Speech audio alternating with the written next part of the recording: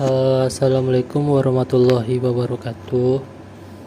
Perkenalkan, nama saya Andri Feriansyah dengan NIM 19136055. Di sini saya akan menjelaskan mengenai sedikit materi tentang ilmu core tanah.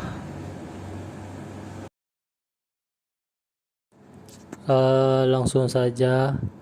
Yang pertama yaitu pengukuran tanah atau surveying. Pengukuran didefinisikan sebagai seni penentuan posisi relatif pada atau di atas atau di bawah permukaan bumi berkenaan dengan pengukuran jarak-jarak, sudut-sudut, arah-arah, baik itu vertikal maupun horizontal.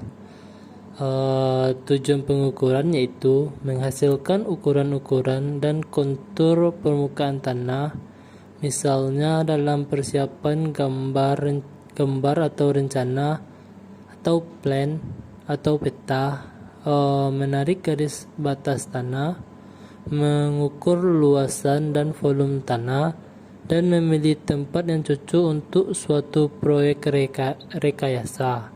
Baik gambar rencana maupun peta merupakan representasi grafis dari bidang horizontal, yang pertama berskala besar sedangkan yang terakhir berskala kecil. Skala sendiri didefinisikan sebagai perbandingan tetap antara jarak lokasi di peta dengan jarak di permukaan bumi. Perbandingannya ialah skala 1:500, artinya 1 unit jarak di lapangan sama dengan 500 kali unit jarak di peta.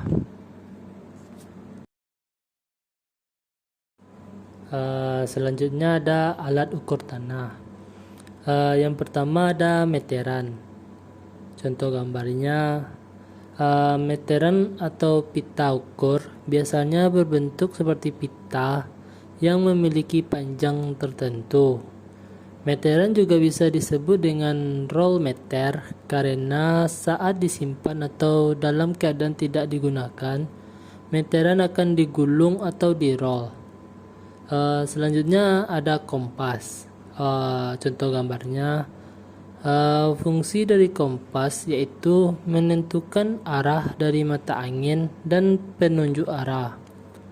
Selain itu, kompas bisa juga sebagai penentu arah dari suatu titik ke titik lain yang ditunjukkan pada besaran azimut, membuat siku-siku, dan mengukur sudut horizontal. Selanjutnya ada klinometer. Contoh gambarnya, fungsi klinometer sendiri ialah untuk menentukan besaran sudut elevasi saat mengukur tinggi objek secara tidak langsung. Selanjutnya ialah instrumen survei di masa lalu. Sejarah perkembangan survei pengukuran tidak terlepas dari ilmu-ilmu astronomi, astrologi, dan matematika.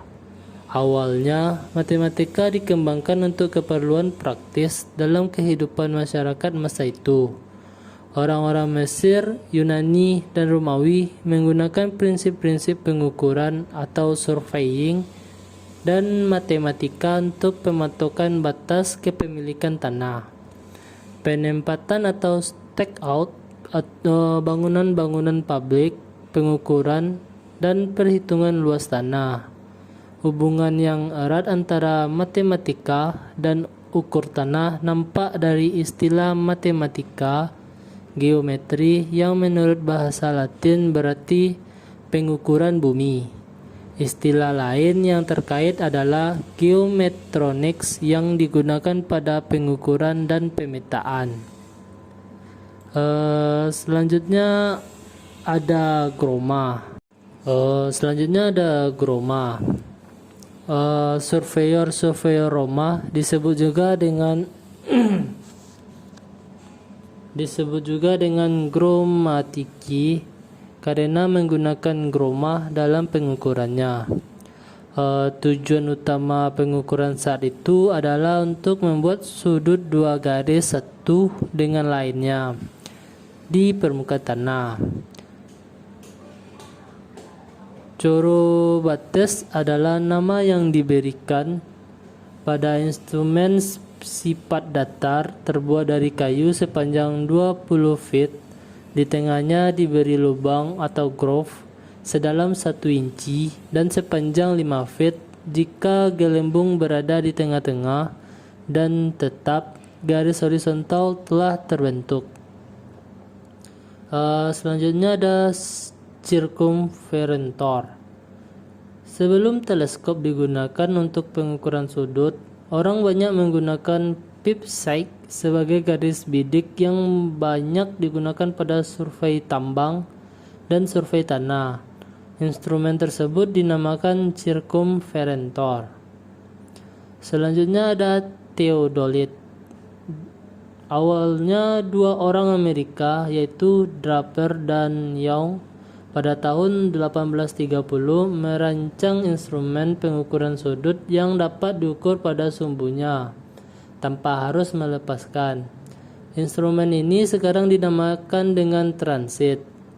Transit sebenarnya suatu istilah yang untuk theodolite yang teleskopnya dapat diputar hingga 180 derajat terhadap sumbu horizontalnya sehingga posisinya menjadi berlawanan.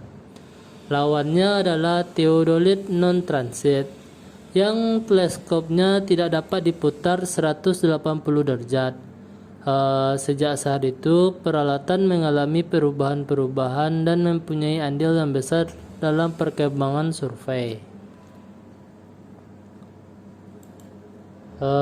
Selanjutnya ada klasifikasi survei.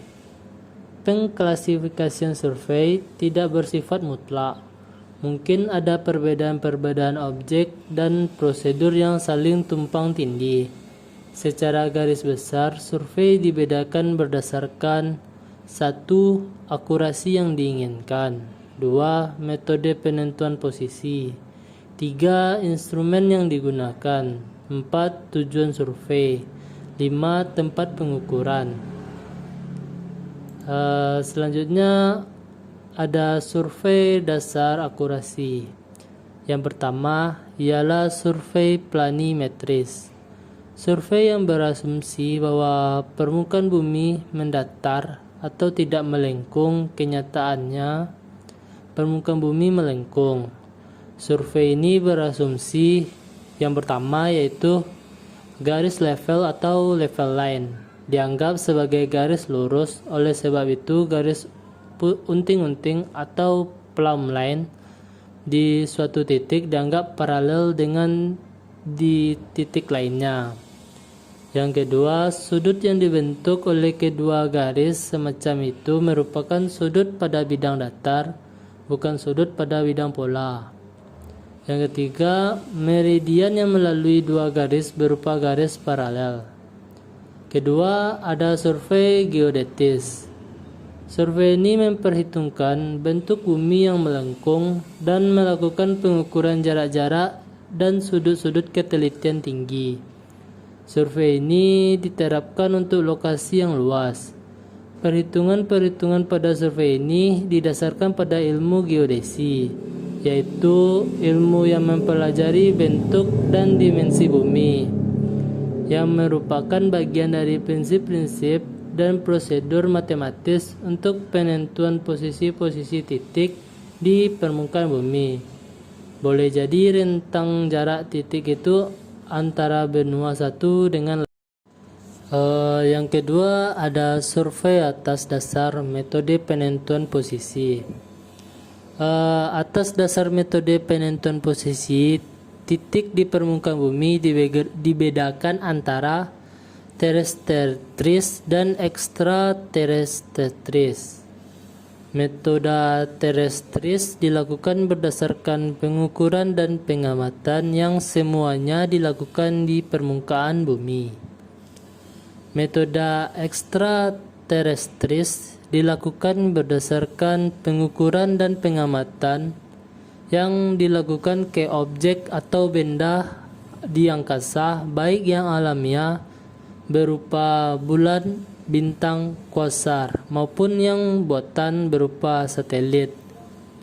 Ada berbagai metode ekstraterestis yang dikenal selama ini, yaitu astronomi geodesi, fotografi satelit (SLR) atau satelit laser ranging (LLR) atau lunar laser ranging (VLBI) atau very long baseline interferometry transit atau Doppler, dan GPS atau Global Positional System.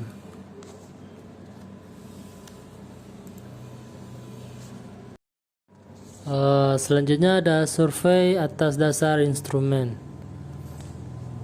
Yang pertama ada survei chain. Survei ini dilakukan pada luasan yang sempit, terbuka, dan pekerjaan lapangan hanya dilakukan dengan pengukuran linear atau jarak-jarak dengan alat meteran. Kelemahannya, survei sulit dilakukan pada tempat yang banyak hambatan seperti pepohonan dan sulit dilakukan pada tempat-tempat padat. Survei ini direkomendasikan untuk perencanaan pembangunan gedung, jalan, irigasi, dan saluran limbah. Selanjutnya ada survei traverse. Istilah traverse digunakan untuk pengukuran yang melibatkan pengukuran jarak-jarak dengan meteran atau chain, arah-arah dan sudut-sudut dengan kompas atau theodolit. Kecepatan dan akurasi traverse bergantung pekerjaan lapangannya. Selanjutnya ada survei tachymetry. Istilah ini digunakan untuk survei-survei yang menggunakan metode pengukuran jarak-jarak horizontal dan vertikal menggunakan pengamatan rambu melalui theodolit berteleskop khusus yang dilengkapi benang-benang stadia dan lensa-lensa analitis. Selanjutnya ada survei penyipat datar atau leveling. Istilah ini digunakan untuk survei pengukuran ketinggian vertikal relatif titik-titik dengan suatu sifat datar atau waterpace dan rambu-rambu. Selanjutnya ada plane tabling. Istilah ini digunakan untuk pengukuran grafis yang dilakukan secara serentak antara pekerjaan lapangan dan plotting. Clinometer atau alat ukur lereng bersama plane table ini digunakan untuk pengeplotan garis-garis kontur.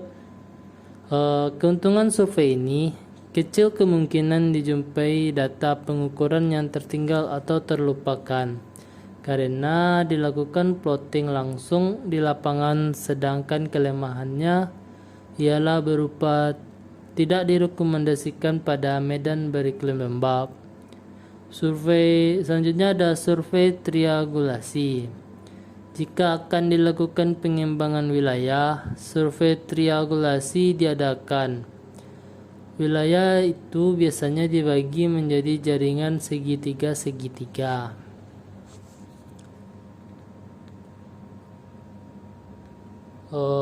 Selanjutnya ada survei atas dasar tujuan. Yang pertama ada survei rekayasa. Survei ini dilakukan untuk penyediaan data yang lengkap untuk desain rekayasa, seperti jalan layang, rel kereta, saluran air, saluran limbah, bendungan, jembatan, dan sebagainya. Yang kedua ada survei pertahanan.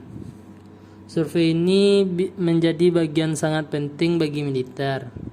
Hasil survei ini akan menyediakan informasi strategis yang dapat dijadikan putusan kebijakan jalannya perperangan. Contohnya seperti peta-peta, foto udara, dan informasi strategis yang dapat dijadikan putusan kebijakan jalannya perperangan.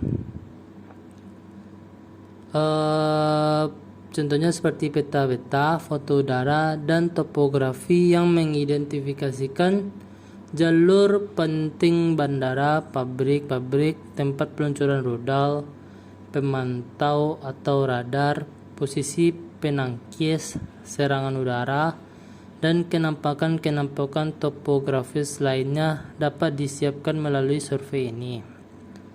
Selanjutnya ada survei geologi. Survei ini dilakukan baik di permukaan maupun subpermukaan bumi untuk menentukan lokasi, volume, dan cadangan mineral serta tipe-tipe batuan. Dengan penentuan perbedaan struktur seperti lipatan-lipatan, patahan-patahan, dan keganjilan-keganjilan, formasi dapat ditentukan kemungkinan adanya mineral berharga. Selanjutnya survei geografi. Survei ini dilakukan untuk penyediaan data-data dalam rangka pembuatan peta-peta geografi. Peta-peta itu mungkin dipersiapkan untuk efisiensi atau analisis tata guna tanah, sumber dan intensitas irigasi, lokasi-lokasi fisiografis termasuk air terjun, drainase permukaan, kurva kemiringan, profil kemiringan dan kontur, juga termasuk keadaan geologis secara umum. Selanjutnya ada survei tambang. Survei ini diperlukan juga pada permukaan maupun bawah permukaan. Survei ini terdiri atas survei topografi terhadap kepemilikan tambang dan pembuatan peta-peta permukaan. Pembuatan peta-peta bawah tanah untuk mendelinasi secara menyeluruh pekerjaan dan konstruksi rencana-rencana bawah tanah, penetapan posisi dan arah terowongan, lubang udara, arah aliran dan sebagainya. Selanjutnya ada survei arkeologi. Survei ini dilakukan untuk pengungkapan relik atau barang peninggalan antik, peradaban, kerajaan, kota, kampung, benteng, candi dan sebagainya yang terkubur akibat gempa bumi, longsor, atau bencana lainnya, dan semuanya itu dilokalisir, ditandai, dan diidentifikasi. Selanjutnya ada survei route. Survei ini dilakukan untuk menempatkan dan mengeset garis-garis di permukaan tanah untuk keperluan jalan raya, rel, kereta, dan untuk mengambil data-data yang perlu. Selanjutnya ada survei atas dasar tempat. Survei tanah. Beberapa contoh survei ini antaranya adalah pengukuran garis batas tanah, penentuan jarak dan azimutnya, pembagian tanah atas dasar bentuk, ukuran, perhitungan luas, pemasangan patok batas bidang tanah, dan penentuan lokasinya. Yang kedua ada survei hidrologi. Survei ini berkaitan dengan badan air seperti sungai, danau, perairan pantai, dan pengambilan data-data garis pasang surut di pantai dari badan-badan air tersebut. Selanjutnya ada survei bawah tanah. Survei ini dipersiapkan untuk perencanaan bawah tanah, penempatan titik-titik dan arah terowongan, lubang udara, arah aliran, dan sebagainya. Selanjutnya ada survei udara. Survei ini dilakukan dengan pemotretan dari pesawat berkamera. Survei ini sangat berguna untuk pengadaan peta skala besar. Meskipun survei ini mahal, direkomendasikan untuk proyek-proyek pengembangan wilayah karena survei ini dari permukaan tanah lambat dan sulit dilakukan bagi wilayah yang padat dan rumit. Selanjutnya, kompetensi surveyor. Kompetensi surveyor adalah kemampuan minimal surveyor yang wajib dimilikinya agar dapat bekerja dengan baik dan profesional, meliputi pengetahuan akademik, keterampilan teknis, dan karakternya. Ketiga komponen itu saling mendukung dalam diri surveyor dalam menghadapi pekerjaan yang berat di lapangan. Surveyor kompeten harus memiliki pengetahuan tentang teori-teori pengukuran dan keterampilan-keterampilan praktis.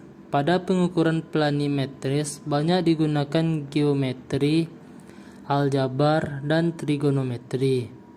Pengetahuan itu, khususnya trigonometri, wajib diberikan sejak awal kepada calon surveyor pemula. Sementara itu, pekerjaan-pekerjaan kantor pada survei geodetis memerlukan pelatihan hitungan-hitungan khusus lanjut yang lebih rumit.